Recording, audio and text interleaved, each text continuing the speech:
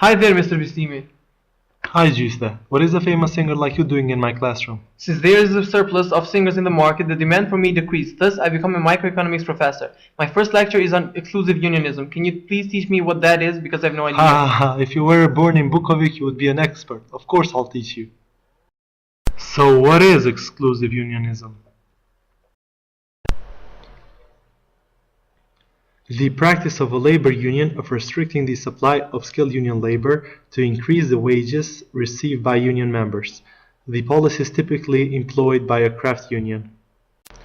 Unions can boost wage rates by reducing the supply of labor, and over the years, organized labor has favored policies to just do that. Professor, can you show me some real-life examples when unions applied these policies? Of course, Justa. For example, labor unions have supported legislation that has restricted permanent immigration,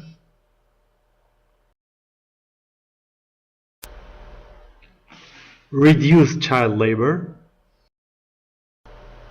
encouraged compulsory retirement, and enforced a shorter work week.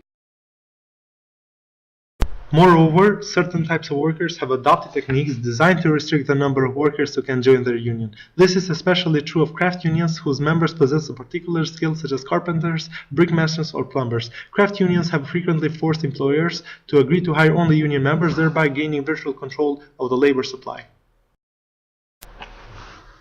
By following restrictive membership policies, for example, long apprenticeship, very high initiation fees, and limits on the number of new members admitted, unions have artificially restricted labor supply.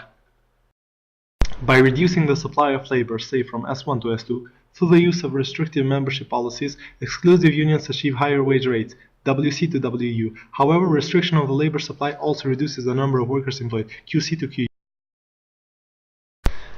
As indicated in the previous graph, such practices result in higher wage rates and constitute what is called exclusive unionism. By excluding workers from unions and therefore from the labor supply, craft unions succeed in elevating wage rates. Uh-huh.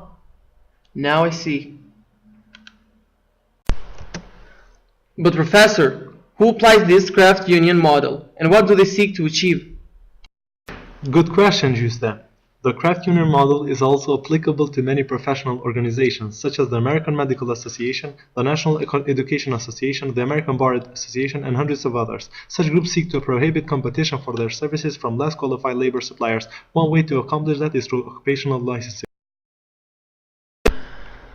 We have occupational licensing, for example, when a group of workers in a given occupation pressure federal, state, or municipal government to pass a law that says that some occupational group, for example, barbers, physicians, lawyers, etc., can practice their trade only if they meet certain requirements.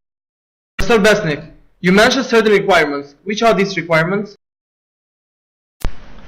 Those requirements might include level of education, amount of work experience, the passing of an examination, and personal characteristics. The practitioner must be of good moral character. Members of the licensed occupation typically dominate the licensing board that administers such laws. The result is self-regulation, which often leads to policies that serve only to restrict entry to the occupation and reduce labor supply.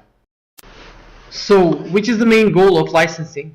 The main purpose of licensing is to protect consumers from incompetent practitioners. Surely a worthy goal, but such licensing, if abused, results in above competition wages and earnings for those in the licensed occupation. Moreover, licensing requirements often include a residency requirement, which inhibits the interstate movement of qualified workers. Thank you, Mr. Bislimi. You are a lifesaver. Even though my only talent is singing, after your lecture, I'm confident that I'm the second best microeconomics professor in Kosovo. After you, of course. Haha, it was my pleasure, Justa. I hope you will be extremely successful in this new field, even though I doubt it.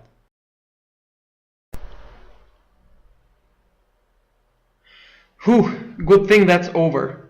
I had no clue what he was talking about. I should probably go back to singing.